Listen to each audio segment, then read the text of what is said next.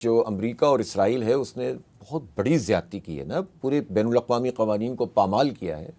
اور دیکھیں اپنے حملوں کا آغاز بچیوں کے اسکول پر حملہ کر کے کیا ہے، اور یہ ایک شیطانی قسم کا ذہن ہے.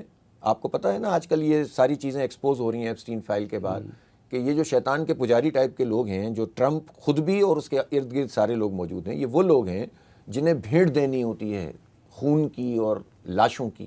ایپسٹین فائل کو دیکھے تو گندی ذہن ہے، گندی غلاظت سے بھرے ہوئے لوگ ہیں، اور یہ لوگ پوری دنیا کی تقدیر کے فیصلے کر رہے ہیں.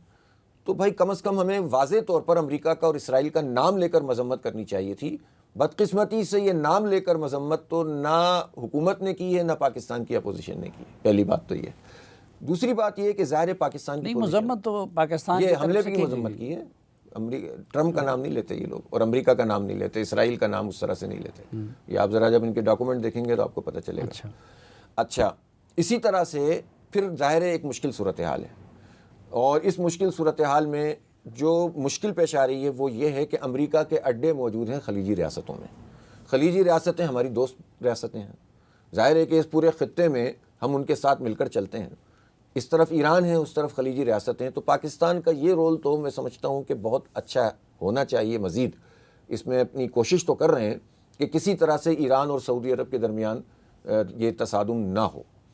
ایران کا کہنا یہ ہے کہ بھئی چونکہ امریکی اڈوں سے ہم پر جب حملہ ہوگا تو ہم تو امریکی اڈوں پہ حملہ کریں گے.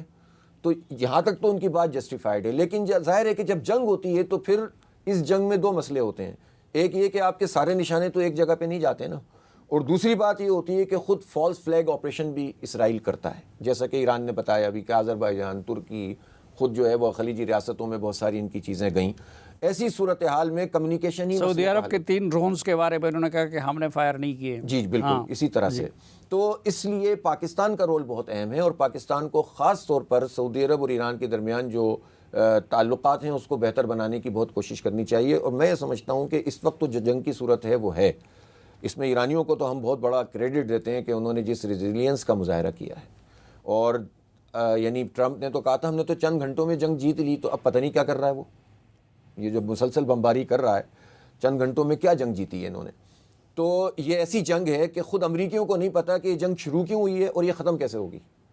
خود ان کی انٹیلیجنشیا کو نہیں پتا، خود ان کی کانگریس کو نہیں پتا، ان کے سینٹ کو نہیں پتا، ان کی ڈیپ اسٹیٹ کو بھی شاید سب کو نہیں پتا. صرف اسلحہ بنانے والوں کو پتا ہے اور شیطان کے پجاریوں کو پتا ہے.